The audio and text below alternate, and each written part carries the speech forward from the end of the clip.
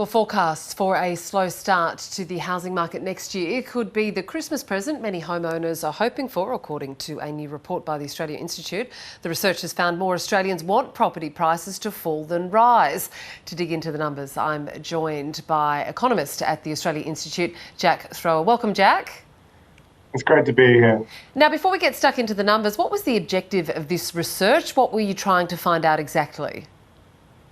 Well, basically, there's a narrative that goes on in the housing debate about because so many people are mortgage holders or own their home outright, then there's an idea that necessarily homeowners will support house prices going up every year. So we were just looking into what the actual numbers of what the views of homeowners and people with investment properties and renters are for the direction of house prices. Yeah, so not in a granular, but more of a top line level, what did you find?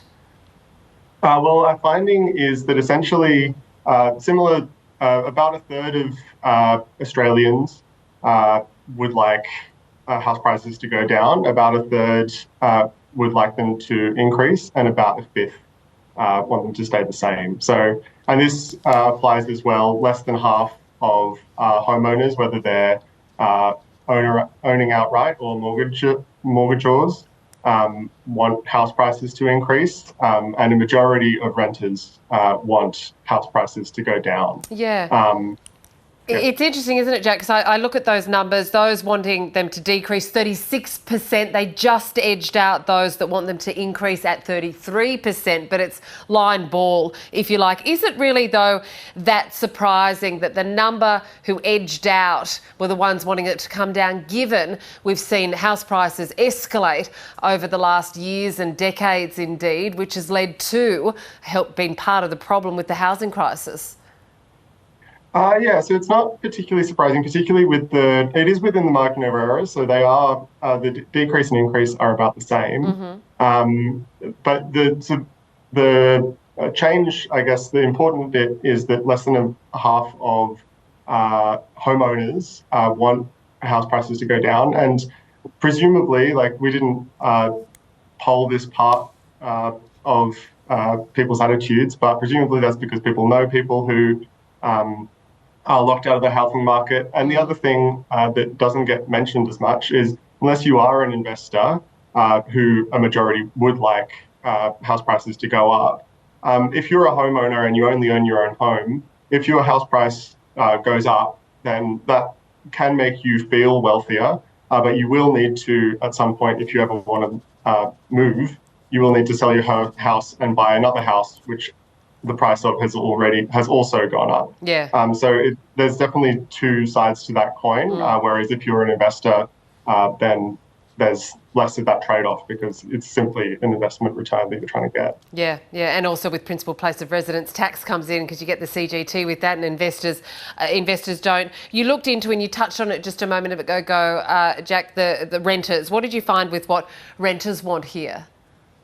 So we found that about 3 in 5 renters want prices to go down, which is not surprising because presumably most renters are trying to enter the housing market, and only about 1 in 6 want them to go up. So there is this clear divide between the views of people with investment properties, many of which will be rentals, and those views of renters. So people with investment properties, about 3 in 5 of them want to increase. So it's almost the exact reverse side of the coin. Jack, we know that housing is shaping up to be a huge election issue. What did you find out about the respondents' voting intentions, and how might politicians read into this data? Well, interestingly, the only we poll by voting intention. So essentially, we ask people who they plan to, or if they have any idea of who they're going to vote for, who they plan to vote for at the next election. We found that the groups who most wanted house prices, who were most likely to want house prices to go down, were people that were voting not for the major parties. So One Nation voters, people voting for other, which is other minor parties, independents, things like that, followed by Greens. Green voters were the groups most likely wanting house prices to go down. The only political vote. The only voting intention that we found to correlate with wanting to house prices to increase was coalition voters.